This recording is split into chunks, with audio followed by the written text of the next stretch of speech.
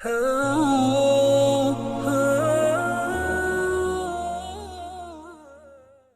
نے جو متعدد مواقع سے آیات مبارکہ آپ کو سنائی کہ ہر جگہ پر چوٹی کی چیز صبر ہے، آخری چیز جو بیان ہوتی ہے وہ صبر ہے۔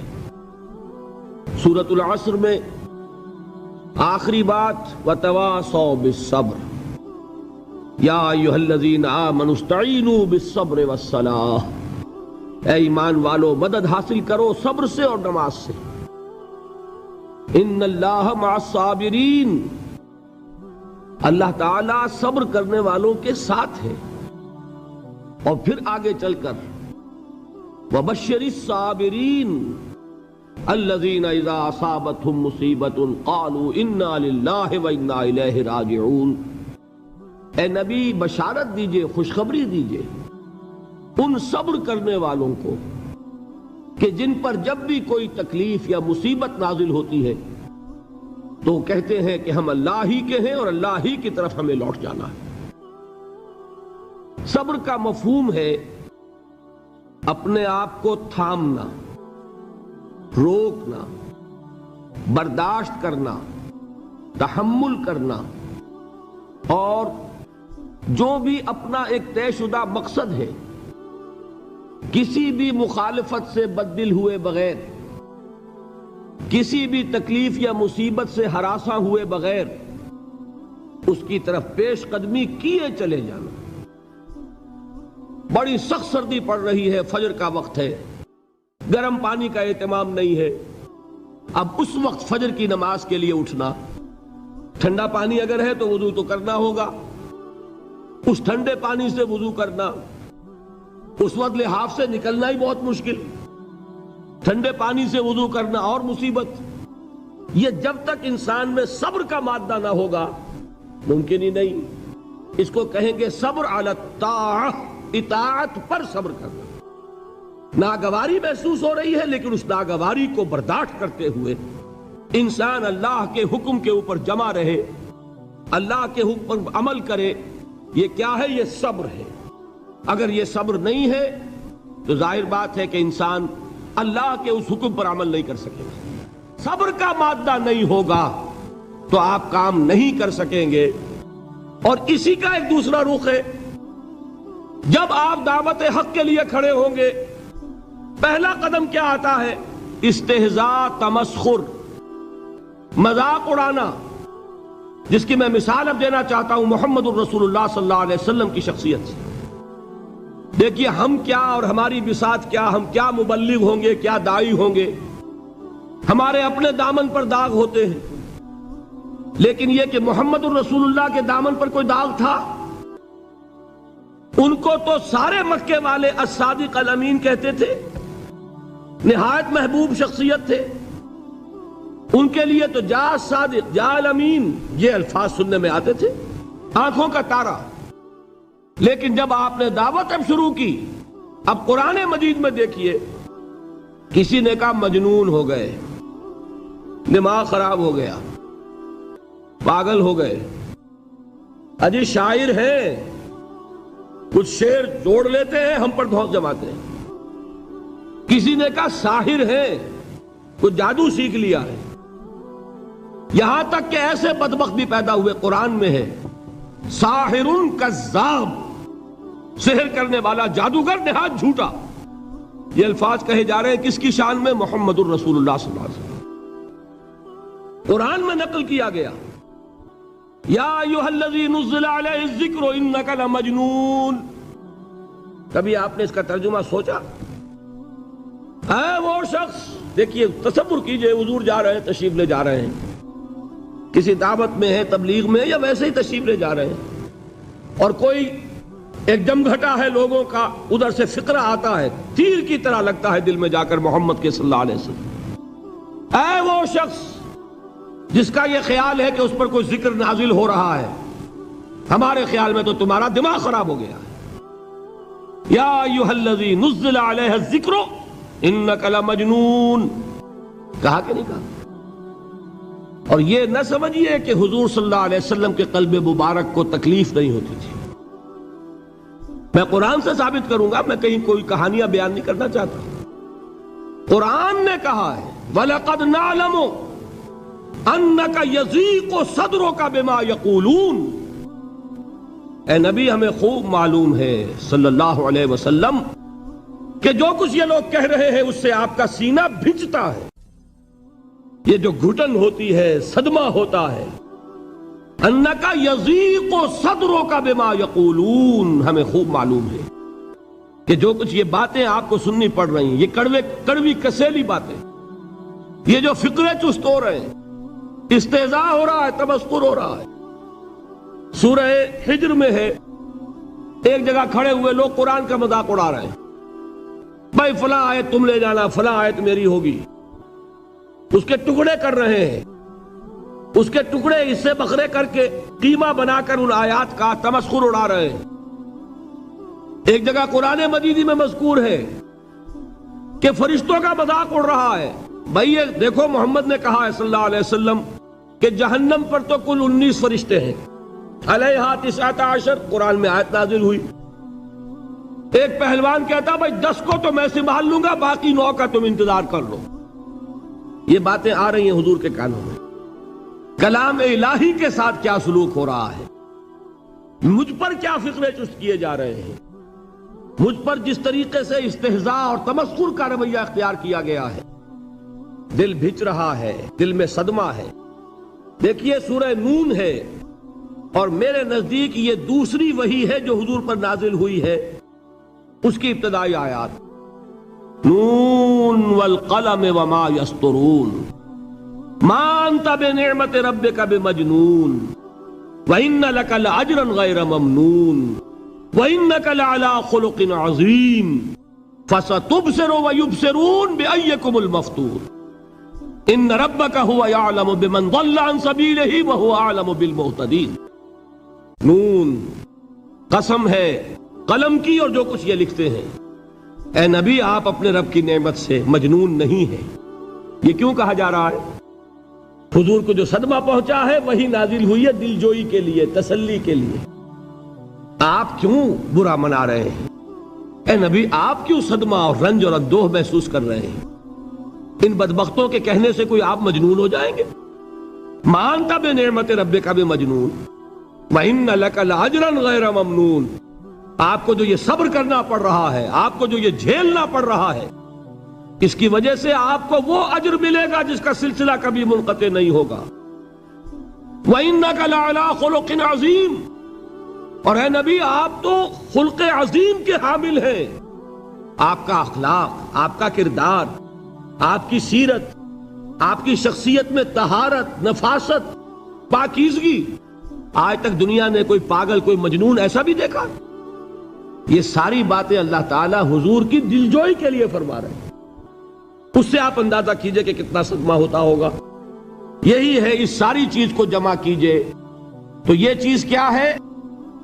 وَاصْبِرْ عَلَىٰ مَا يَقُولُونَ وَاهْجُرْهُمْ هَجْرًا جَمِيلًا. صبر کرو اے نبی، صبر کرو اے محمد صلی اللہ علیہ وسلم، جھیلو اور برداشت کرو اس پر جو یہ کہہ رہے ہیں. یریدون لیطفئوا نور اللہ بافواہہم، یہ چاہتے ہیں کہ اللہ کے نور کو اپنے منہ سے بجھا دیں، پھونکے مار کے ہی بس. نور خدا ہے کفر کی حرکت پہ خندہ زن، پھونکوں سے یہ چراغ بجھایا نہ جائے گا. یریدون لیطفئوا نور اللہ بافواہہم واللہ متم نورہ ولو کرہ الکافرون. یہ چاہتے ہیں کہ اپنے منہ کی پھونکوں سے اللہ کے نور کو بجھا دیں، حالانکہ اللہ تعالیٰ تو اپنے نور کا اتمام فرما کر رہے گا، خواہ ان کافروں کو کتنا ہی ناگوار ہو.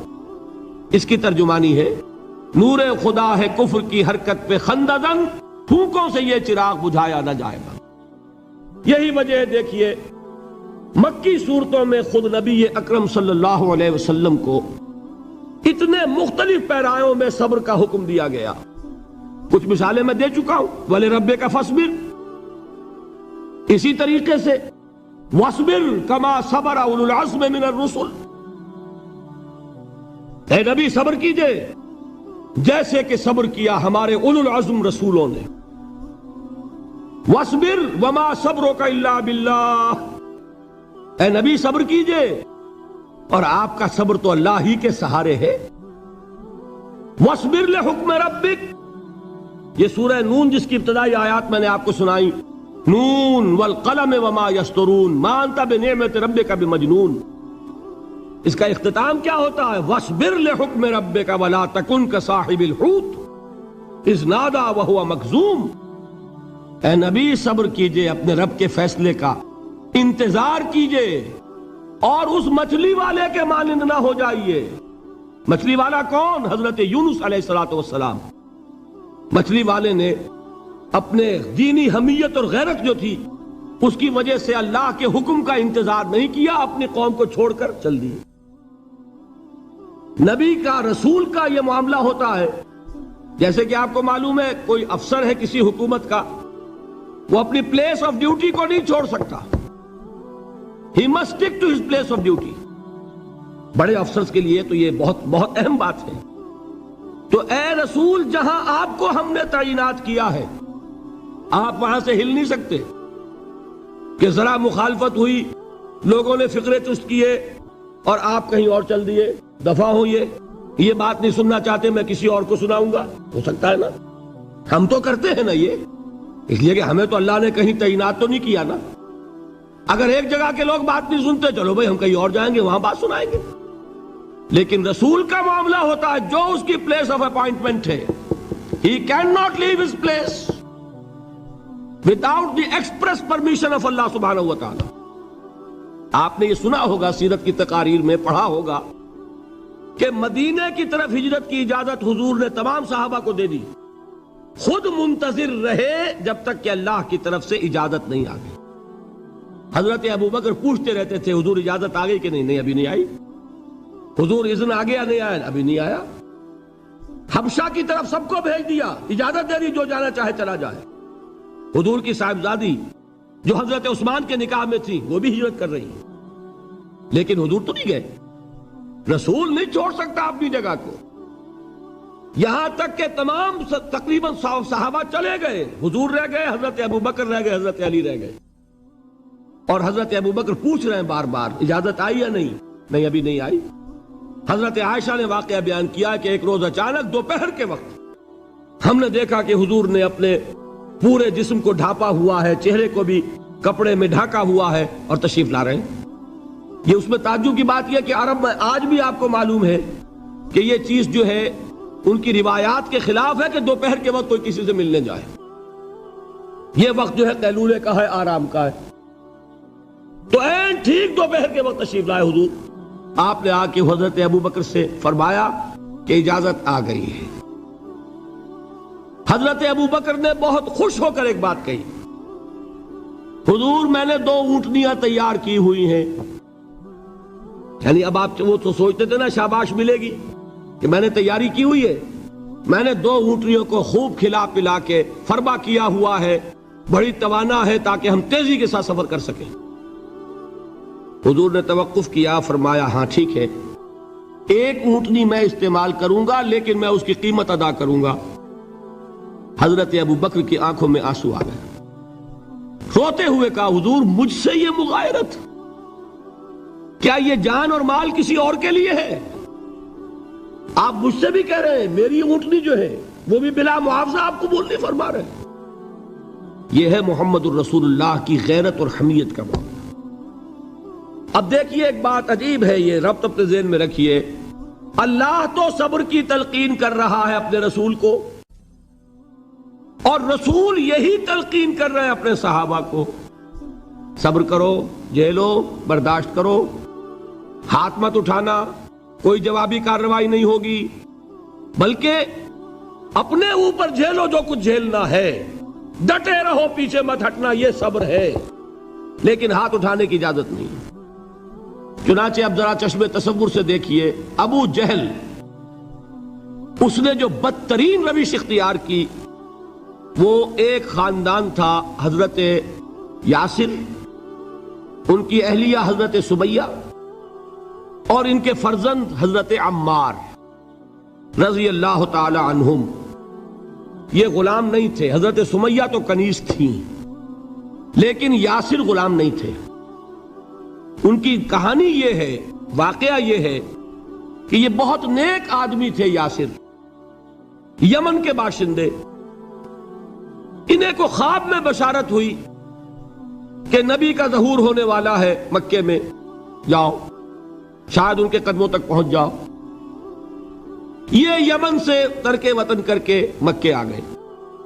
ابو جہل کا ایک چچا تھا، بہت شریف النفس انسان، اس کے ساتھ معاہدہ کیا حلیف بن کر، اور وہ مکے میں رہنے لگے. اس لیے کہ یہ نوٹ کر لیجئے، مکہ اس وقت ایک قبیلے کا شہر تھا، صرف قریش.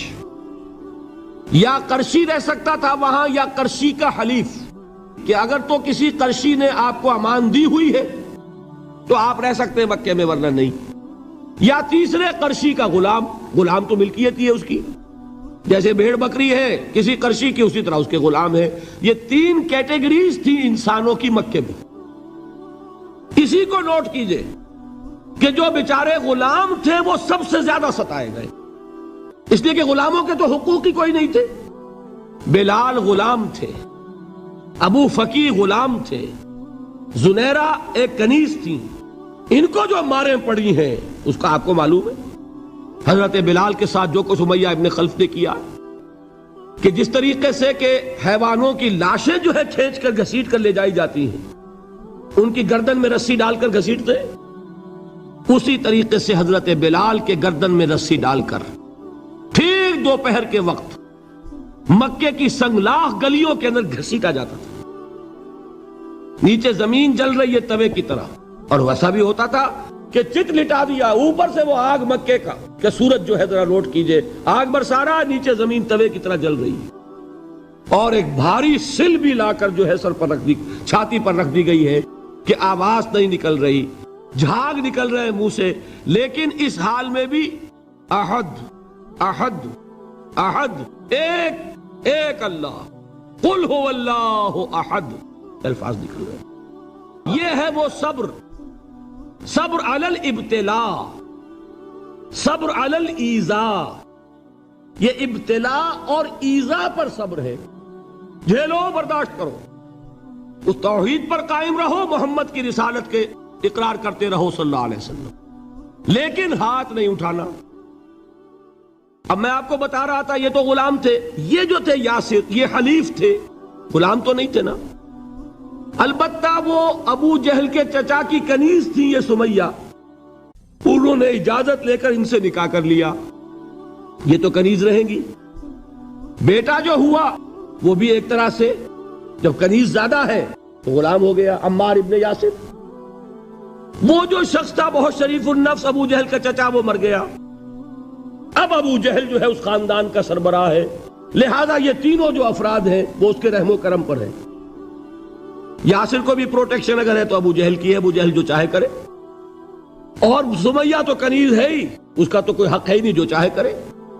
اور عمار ان دونوں کا بیٹا ہے، لہذا بدترین معاملہ کیا ابو جہل نے ان 3 افراد کے ساتھ. حضرت سمیہ کے ساتھ جو کچھ کیا گیا ہے آپ اس کا تصور نہیں کر سکتے. بالآخر جو شہید کیا ہے حضرت سمیہ کو، ایذائیں دے دے کے، سسکا سسکا کے، ان کے جسم کے نازک حصوں کو جلا کے، داغ دے کر. کہتا کیا تھا؟ ایک دفعہ کہہ دو کہ میرا جو یہ بت ہے یہ بھی الہ ہے، مان لو میں چھوڑ دوں گا. تنگ آ گیا، کسی طریقے سے ایک دفعہ کہہ دو پھر میں چھوڑ دوں گا. لیکن یہ میاں بیوی حضرت یاسر اور حضرت سمیہ رضی اللہ تعالی عنہما، یہ ہے ثبات، یہ ہے صبر، یہ ہے استقلال. ایک مرتبہ بھی کہنے کے لیے تیار نہیں ہوئے، جو چاہو کر لو، اب ہم تو اس سے پیچھے نہیں ہٹیں گے. تنگ آ کر اس نے حضرت سمیہ کی تو شرمگاہ میں برچھا مارا ہے اور شہید کیا. حضرت یاسر کے بارے میں ایک روایت یہ ہے، ستا ستا کے، تنگ کر کر کے، آخر کار جو ختم کیا انہیں شہید کیا کس طرح؟ 4 سانڈ اونٹ جوان، ان سے رسے باندھے، ایک رسے سے ایک بازو باندھا، دوسرے سے دوسرا بازو باندھا، تیسرے سے ایک ٹانگ باندھی، چوتھے سے دوسری ٹانگ باندھی، اور چاروں کو دوڑایا ہے کہ جسم کے پرخچے اڑ گئے. اس وقت سامنے سے حضور گزرتے تھے جبکہ آل یاسر کے ساتھ یہ معاملہ ہو رہا ہے. کیا فرماتے تھے؟ اسبروا یا آل یاسر فإن موعدکم الجنہ، اے یاسر کے گھر والوں صبر کرو، جھیلو، اس لیے کہ تمہارے وعدے کی جگہ جنت ہے۔ اللہ تعالیٰ ادھر آنکھ بند ہوگی ادھر جنت میں تمہارا داخلہ ہو جائے گا۔ یہ ہے تواصوا بالصبر، والعصر ان الانسان لفی خسر۔ یہ تواصوا بالصبر پر کون عمل کر رہا ہے؟ محمد الرسول اللہ صلی اللہ علیہ وسلم۔ دے تو بھی محمد کی صداقت کی گواہی۔ یہ صداقت کی گواہی دیتے ہوئے انہوں نے اپنی جانیں دے دی۔ 4 سے لے کر 12 تک 8 برس، اس کو کہتے ہیں پرسیکیوشن، فزیکل پرسیکیوشن، تشدد، مار پیٹ، جلانا، دہتے ہوئے انگاروں پر لٹانا، فاقے رکھنا، بھوکے رکھنا، ان کو ڈال دی گئی زنجیریں، گھروں میں بند کر دیا گیا نوجوانوں کو۔ حضرت عثمان کو چچا نے ان کے ایک چٹائی کے اندر لپیٹا اور دھونی دے دی، دم گھٹ رہا ہے، جان نکل رہی ہے۔ حضرت مصعب بن عمیر رضی اللہ تعالی عنہ، وہ نوجوان 200 درہم کا جوڑا ان کا سل کر آتا تھا شام سے تیار ہو کر، لباس معطر ہوتا تھا، جدھر سے نکل گیا پوری گلی جو ہے وہ معطر ہو گئی، انگلیاں اٹھ رہی ہیں، وہ جا رہا ہے مصعب، یہ خوشبو اس کی ہے۔ اس مصعب کے ساتھ کیا سلوک کیا؟ باپ تو مر چکا تھا، ماں نے پالا تھا، دولت بہت چھوڑ کر گیا تھا باپ، لہذا ماں نے بڑے ناز و نام میں پالا، بڑے لاڈ پیار میں، 200 درہم کا جوڑا تیار ہو رہا ہے۔ لیکن یہ کہ آپ کو معلوم ہے عرب کے اس معاشرے میں عورت کی کوئی حیثیت نہیں تھی، ماں کا اختیار نہیں تھا، چچا تھا آپ سربراہ خاندان کا۔ چچا نے کہا مصعب اگر تم نے اپنے باپ کا دین چھوڑ دیا ہے تو باپ کی دولت پر بھی تمہارا کوئی حق نہیں ہے، نکل جاؤ گھر سے۔ اس نے یہ سوچا تھا کہ مصعب کے ہوش ٹھکانے آ جائیں گے، دن میں تارے نظر آ جائیں گے، ناز و نام میں پلا ہوا گھر سے نکل کے جائے گا کہاں؟ یہ سارا نشہ جو ہے توحید کا یہ ہرن ہو جائے گا۔ حضرت مصعب کا جواب بالکل برعکس تھا، اچھا ٹھیک ہے چچا جان، میں گھر چھوڑتا ہوں۔ وہی بات جو کبھی کہی تھی ابراہیم نے، باپ نے کیا کہا تھا؟ واجرنی ملیہ، جاؤ چلے جاؤ، دفع ہو جاؤ میری نگاہوں سے۔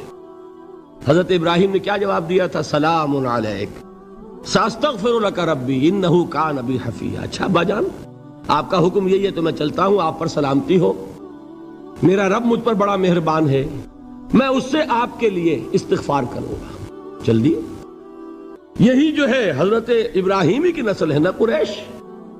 آج ابراہیم کے ایک بیٹے کے ساتھ وہی معاملہ ہو رہا ہے مصعب کے ساتھ، اور مصعب چلنے کے لیے تیار ہو گئے۔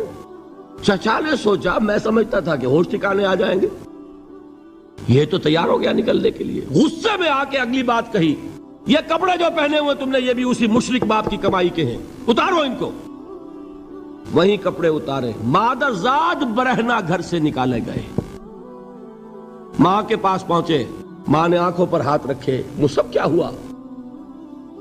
ماں سے کہتے ہیں کہ ماں میں موحد ہو گیا، اور وہاں سے گئے، پھر حضور کی خدمت میں کپڑے کہیں سے مانگے ہوں گے۔ یہ مصعب ہیں 200 درہم کا جوڑا پہننے والے۔ جب حضور پر مدینے کے 12 افراد ایمان لائے تھے، بیعت عقبہ اولیٰ ہوئی، انہوں نے کہا کہ حضور ہمیں کوئی شخص اپنا ایسا شاگرد دیجئے جو ہمیں قرآن پڑھا سکے۔ حضور نے حکم دیا مصعب جاؤ، اب مدینے جاؤ، یثرب جاؤ، یثرب والوں کو قرآن پڑھاؤ، انہیں تبلیغ کرو۔ مصعب گئے ہیں وہاں، 1 سال کی کمائی 75 افراد لا کر حضور کے جھولی میں اگلے سال ڈال دیے کہ حضور یہ میری 1 سال کی کمائی ہے، 72 مرد 3 عورتیں۔ بہرحال وہ مصعب بن عمیر ہیں جو غزوہ احد میں شہید ہوئے، اور جب شہید ہوئے تو ان کے جسم پر صرف ایک چادر تھی۔ یہی چیزیں ہیں اصل میں کہ جو ہمارے دلوں کو منور کرنے والی ہیں نور ایمان سے۔ وہ علم بردار تھے غزوہ احد میں، جھنڈا مسلمانوں کا ان کے پاس تھا۔ ایک ہاتھ پر ایک شانے پر وار پڑا، ہاتھ کٹ گیا، دوسرے سے تھاما، دوسرے پہ کٹ گیا، اب دونوں حصوں کے بچے ہوئے ٹکڑوں سے جھنڈے کو تھاما، گرنے نہیں دیا، یہاں تک کہ شہید ہو گئے۔ گرے ہیں تو جھنڈا گرا ہے۔ شکل میں حضور سے بہت مشابہ تھے، خبر اڑ گئی کہ محمد شہید ہو گئے صلی اللہ علیہ وسلم۔ یہ مصعب بن عمیر کا واقعہ ہے۔ جب ان کو اب دفن کرنے کا وقت آیا، اور شہید کے لیے کفن جو ہے اس کا وہی لباس ہوتا ہے جو شہادت کے وقت ہو، حضور کے سامنے ایک پرابلم پیش کیا گیا، حضور مصعب کے جسم پر تو ایک چادر تھی، اور وہ چادر بھی اتنی چھوٹی ہے، یعنی 2 گز کی چادر بھی نہیں ہے۔ اس سے اگر سر ڈھانپتے ہیں مصعب کا تو پیر کھل جاتے ہیں، پیر ڈھانپتے ہیں تو سر کھلتا ہے، کیا کریں؟ حضور نے فرمایا سر ڈھانپ دو چادر سے اور پیروں پر گھاس ڈال دو۔ یہ آخری لباس ہے جو محمد کے اس دیوانے کو اس دنیا سے رخصت ہوتے ہوئے ملا ہے، جس کا 200 درہم کا جوڑا چلتا تھا۔ یہ ہے صبر۔ برداشت کیا کہ نہیں کیا؟ یہ خباب بن الارت پیشے کے لحاظ سے لوہار تھے۔ سوچئے ایک زندہ انسان کو دہتے ہوئے انگاروں پر لٹایا جا رہا ہے، ان انگاروں سے کھال جلی، کمر کی چربی پگھلی، اس پگھلنے والی چربی سے وہ انگارے ٹھنڈے پڑے۔ یہ سب کچھ جھیل رہا ایک شخص۔ سوچنے والوں نے سوچا نہیں ہوگا کیا جرم تھا ان کا؟ تو بڑا شریف آدمی ہے، بہت اچھا کاریگر ہے، وقت پر کام دیتا ہے، مناسب اجرت لیتا ہے، یہ کیا ہوا؟ یہ کوئی جرم نہیں، جرم صرف ایک ہے، ایک اللہ کو مانتا ہے اور محمد کے دامن سے وابستہ ہے صلی اللہ علیہ وسلم۔ فاستعینوا بالصبر والصلاۃ، مدد حاصل کرو کس سے؟ صبر سے اور نماز سے۔ ان اللہ مع الصابرین، جان لو کہ اللہ تعالیٰ صبر کرنے والوں کے ساتھ ہے۔ وَلَا تَقُولُوا لِمَنْ يُقْتَلُ فِي سَبِيلِ اللَّهِ أَمْوَاتٌ، اور ہرگز نہ کہو اسے جو اللہ کی راہ میں قتل ہو جائے کہ وہ مردہ ہے۔ بَلْ أَحْيَاءٌ وَلَكِنْ لَا تَشْعُرُونَ، نہیں، وہ زندہ ہے لیکن تمہیں ان کا شعور نہیں ہے۔ اور سنیے اب یہ آیت اہم ترین ہے صبر کے موضوع پر۔ وَلَنَبْلُوَنَّكُمْ بِشَيْءٍ مِّنَ الْخَوْفِ وَالْجُوعِ وَنَقْصٍ مِّنَ الْأَمْوَالِ وَالْأَنفُسِ وَالثَّمَرَاتِ وَبَشِّرِ الصَّابِرِينَ، اور دیکھو ہم تمہیں آزمائیں گے۔ وَلَنَبْلُوَنَّكُمْ، ہم لازماً آزمائیں گے تمہیں، بِشَيْءٍ مِّنَ الْخَوْفِ، خوف کی کیفیت طاری کر کے، والجوع، بھوک، فقر اور فاقہ، ونقص من الاموال، مالی نقصان، والانفس، جانی نقصان، والثمرات، اور ثمرات، پھلوں اور میووں کا نقصان۔ میرے نزدیک یہاں پر ثمرات کا مفہوم ایک اور بھی ہے۔ ایک تو صاف تھا کھجور کی فصل تیار ہے، غزوہ تبوک جانے کا حکم مل گیا، کون اتارے گا؟ اور کھجور وقت پر اتری نہیں، برباد ہو جائے گی۔ یہ ہو رہا ہے نا میووں کا نقصان۔ اور میرے نزدیک یہاں یہ بھی ہے، بسا اوقات بہت سی محنتوں کا نتیجہ انسان دیکھتا ہے کہ ضائع چلا گیا، میں نے 10 سال محنت کی، حاصل کوئی نہیں نکلا۔ یہ ثمرات کیا ہیں؟ محنتیں، محنتوں کے ثمرات کا ضیاع۔ کوشش آپ نے کی، قسمت کی خوبی دیکھیے، ٹوٹی کہاں کمن، 2-4 ہاتھ جب کے لبے بام رہ گئے۔ Be prepared. ایک شاعر کے یہ اشعار ہیں، یہ فصل امیدوں کی ہمدم، اس بار بھی غارت جائے گی، سب محنت صبحوں شاموں کی اب کے بھی اکارت جائے گی۔ میرے نزدیک یہ ثمرات کا جو لفظ یہاں آیا ہے، وَنَقْصٍ مِّنَ الْأَمْوَالِ وَالْأَنفُسِ وَالثَّمَرَاتِ، سب محنت صبحوں شاموں کی اب کے بھی اکارت جائے گی۔ دھرتی کے کونوں کھدروں میں پھر اپنے لہو کی کھاد بھرو، پھر مٹی سینچو اشکوں سے، پھر اگلی رت کی فکر کرو، پھر اگلی رت کی فکر کرو، جب پھر ایک بار اجڑنا ہے۔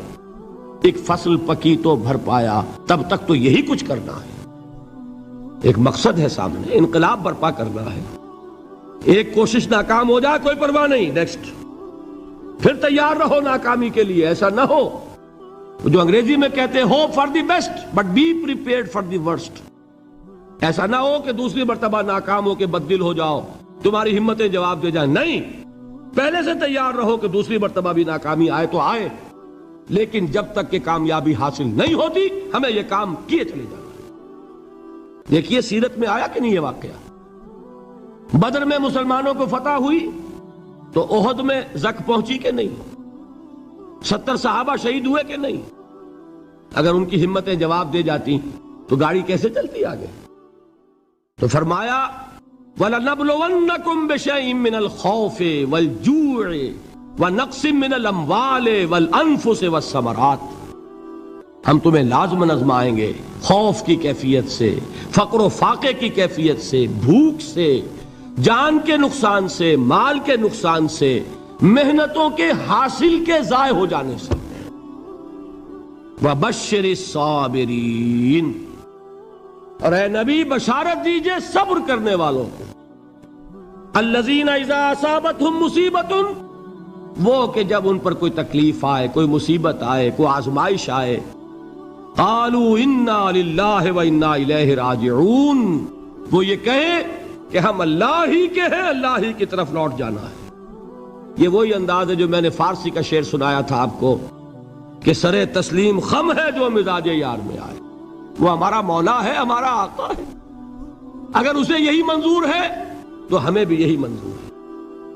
میں نے تسلیم و رضا کی بات کی تھی نا، آپ کو کچھ شعر سنائے تھے، ایک شعر اور سنیے، اور یہ کس کا ہے؟ محمد علی جوہر کا۔ ایک مرتبہ جیل گئے، ان کی ایک بیٹی جوان بیمار ہوئی، فوت ہو گئی، باہر چھوڑا انگریز نے، جاؤ بھائی دفن کر دو بیٹی کو۔